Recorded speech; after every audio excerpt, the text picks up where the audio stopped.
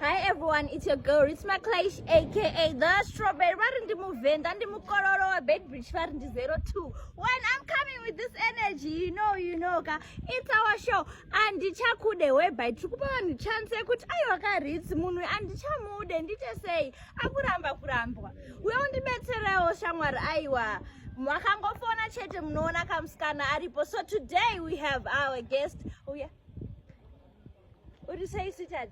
I'm good, how are you? I want to book. Unonzani? Whitney Melissa, so social known the Whitney Mills. Yeah. Whitney Mills. Alright. Manza, I think I saw social platforms like Whitney Mills or Whitney Melissa. Yeah.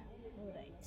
Kuzoita vanozodawo because ukuda kuramba kapo ndoda kuramba ko chii chiri kuitika Melissa ukuda kurambirei munhu wako shamwari apa is always complaining kuti ndibasa or munhu anze makozi nguva kasaka pamwe pachona ndizonoti uri kumwa ati yacho nanzi uri kutirei isina shuga andi murume anofanira kuita bhizi rasikana kuti vatsvage mari basa kwaina akaenda kubasa kwaina haatombokutengerewo kana dhacho kana chii munhu ambokufungiwo zvimwe zvaya zvokukwetso out zvimwe of which kukwanisa kuenda kuti ndoenda ndega ndokwanisa but ndichidongospoiliwawo kanika nemfesi manje hazvazviita izvozvo aiwa munhu angara tichari bhizi but haana chanoita bhizi ina ndoyanenge guys akaimba hulingendi akatifadzai madzimai madzimai ada kufara wakasafadza madzimai unenge uchiita sei saka shortly after the break tikunoramba mukomana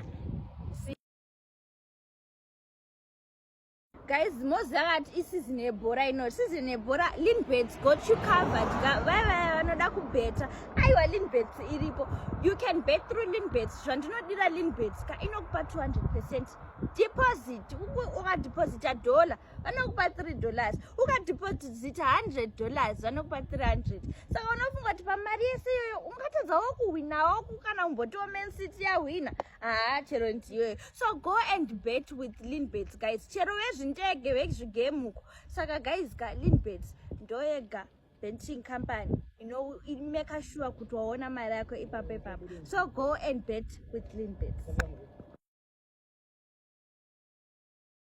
Saka guys mukomana hanzi mukomana asinganhonge foni saka tiri kuzomufonera musikana ati anoziva kuti mukomana anowanikwa kupi saka tasvika panoshanda mukomana rega tione kuti anotitambira sei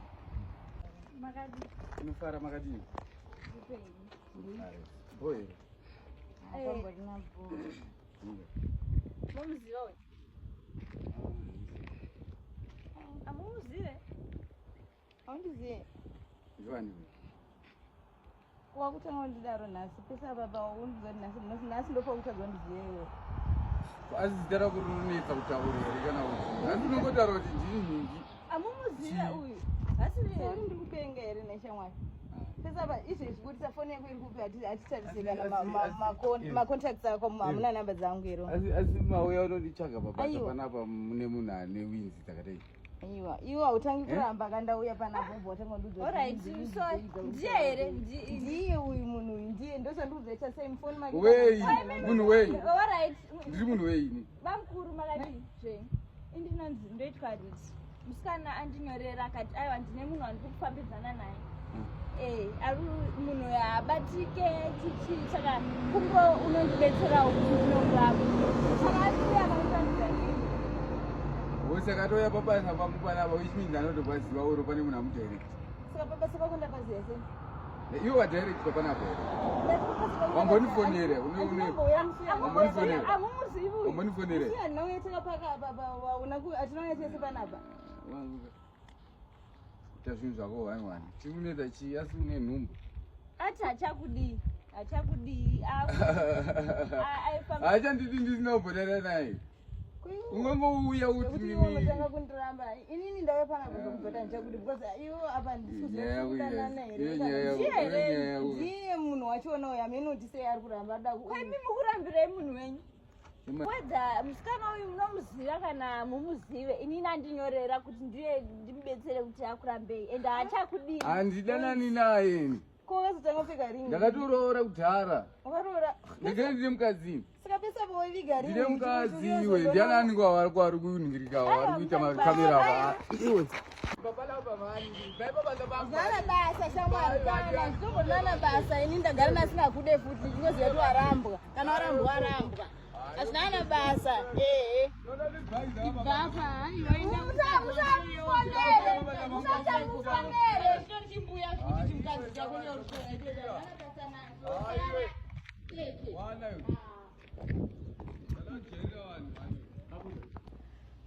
guys maona zvaitika kufila sei drama chaitira at least angu ndaveurelieved kuti ndakuziva hapana chidano nemunhu anga ane mukadzi wake kudhara but pangoipa kuzongu for the first time ndichakude tachenda kunoramba but tazodzoka tirisu taramba zvinowanikwa at least wakuziva kuti murume wemunhu ndosaka anga asingabatike asingaiti sei wati masocial media endu zvako akamira sei vanhu vakuziva kuti kawasingu naitisikana ndasingu ensechini nawamunodida kuti kwanza kutosmaila but handbreak ndinayo mbichana uyu ndinoitwa Whitney Melissa Tadiwa or Whitney Mills pasocial media ndopamondibata pafacebook yangu manzwaka saka iwewe kana une munhu ari kurambwa just get in touch. I'm just a phone call away. Ritsi anosvika panzvimbo whether uri kupi or kupi, we're just a phone call away. So see you next time.